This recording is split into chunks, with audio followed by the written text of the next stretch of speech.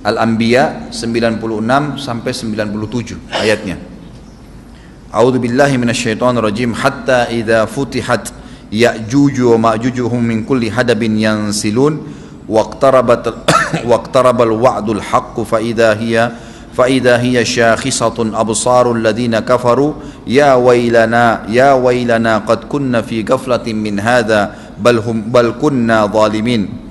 Ingatlah hingga apabila dibukakan tembok Ya'juj Ma'juj, bolong, jebol, dan mereka turun dengan cepat dari gunung-gunung itu, dari seluruh tempat yang tinggi. Kita tahu itu jaraknya berapa ratus kilometer, bahkan mungkin ribuan kalau nggak salah.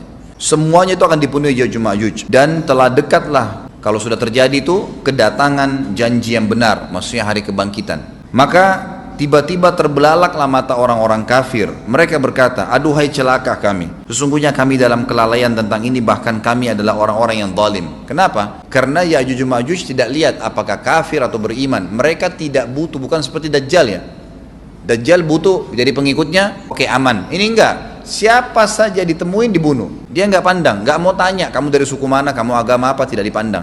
Orang-orang muslim pada saat itu yang ikut dengan Nabi Isa AS berhasil selamat. Walaupun pada saat itu di muka bumi umumnya orang sudah beriman. Yang dimaksud di sini orang-orang kafir adalah adanya orang-orang yang masuk Islam karena terpaksa, karena mereka tidak terlalu faham pada saat itu. Lalu mereka menganggap remeh informasi dari Nabi Isa AS.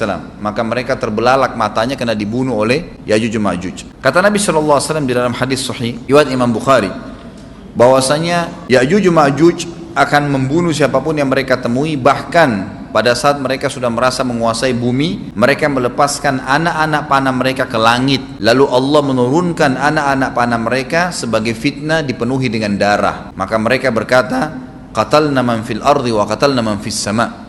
Kami telah membunuh semua yang ada di bumi dan semua yang ada di langit. Maka sebagai penutup dalam bahasan itu, kata Nabi SAW, Allah lalu mengizinkan Isa untuk berdoa kepada Allah agar memusnahkan mereka. Maka Isa AS pun akhirnya berdoa, meminta kepada Allah Subhanahu Wa Taala agar mereka semua dimusnahkan.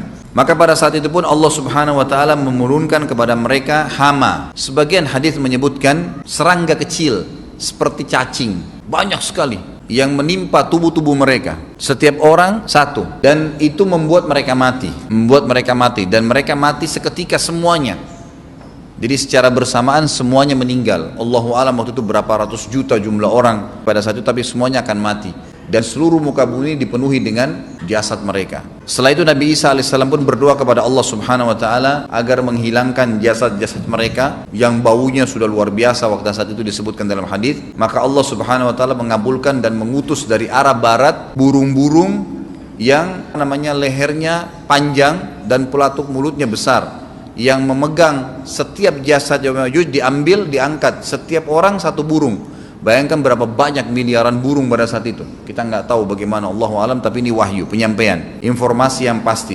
Diambil, kemudian jasad-jasad mereka dilempar ke lautan. Lalu Allah SWT turunkan hujan. Pada saat turun hujan, maka hujan tersebut membersihkan semua bekas-bekas mereka, kotoran mereka, darahnya segala bersih. Maka bumi kembali subur lagi. Tapi tidak disebutkan berhubungan dengan masalah ini berapa lamakah kejadian tersebut terjadi. Kemudian setelah itu Isa AS memimpin lagi di muka bumi sampai beliau meninggal. Setelah Isa AS meninggal, kembali lagi sebagian besar manusia berbuat kekufuran.